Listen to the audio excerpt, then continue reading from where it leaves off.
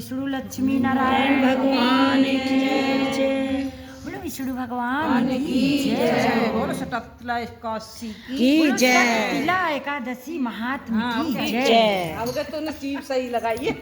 और दालव्य ऋषि ने अपुलस्त ऋषि से पूछा, हे मुनीश्वर, आप मृत्यु लोक में ब्रह्म हत्या आदि घृणित पाप करते हैं और दूसरे के धन की चोरी और दूसरे की उन्नति देखकर ईर्ष्या आदि करते हैं, परंतु फिर भी उनको नरक प्राप्ति नहीं होती, सो क्या कारण है?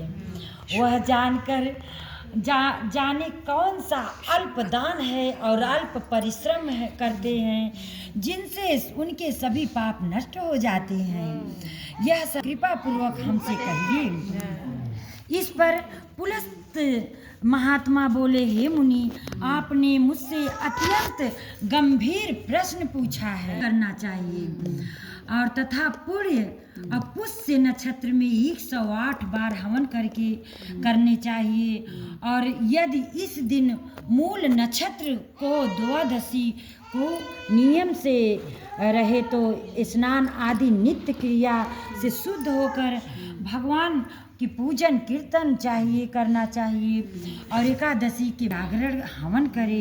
इससे दूसरे दिन धूप दीप नैवेद्य से भगवान की पूजा करे और खिचड़ी का भोग अवश्य लगाना चाहिए। कल तो सबको खानी है। तुच्छ अर्घ्य को स्वीकार कीजिए। इसके पश्चात ब्राह्मण को तिल दान करना चाहिए, और इस प्रकार मनुष्य जितने तिल का दान करता है उतने ही उनके सहस्त्र वर्ष स्वर्ग में निवास करते हैं।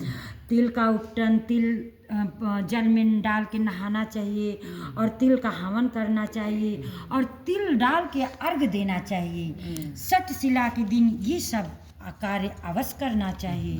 और ब्राह्मणों को तिल और गुड़ का दान जरूर नियम से करती थी, और एक समय वह 1 माह तक व्रत करती थी, और इसमें उनका शरीर अत्यंत दुर्बल हो गया।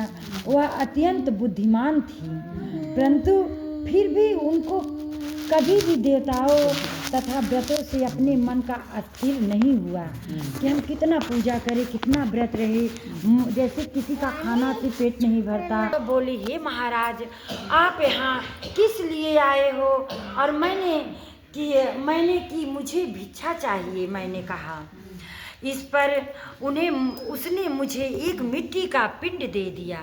मैं उसे लेकर स्वर्ग लौट आया।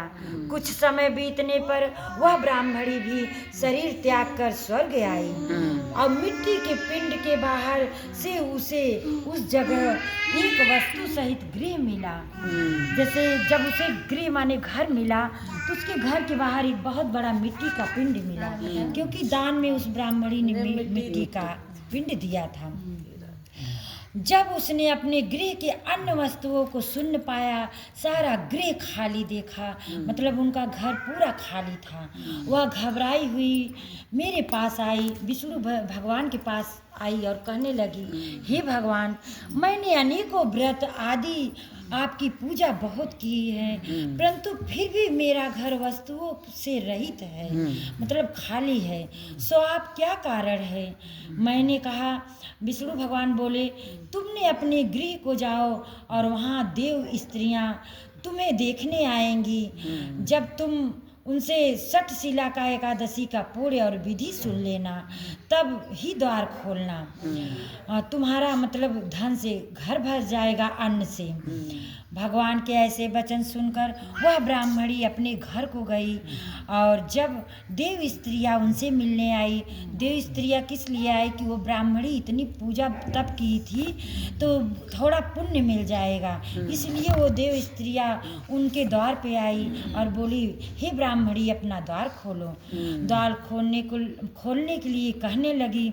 तब वह ब्राह्मणी बोली कि यदि आप मुझे देखने आई हो तो षटशिला एकादशी का महात्म्य कहिए। और उसमें एक देव स्त्री बोली, सुनो, मैं आपसे कहती हूँ। जब उसने षटशिला एकादशी का महात्म्य सुना दिया, तब ब्राह्मणी ने अपना द्वार खोल दिया।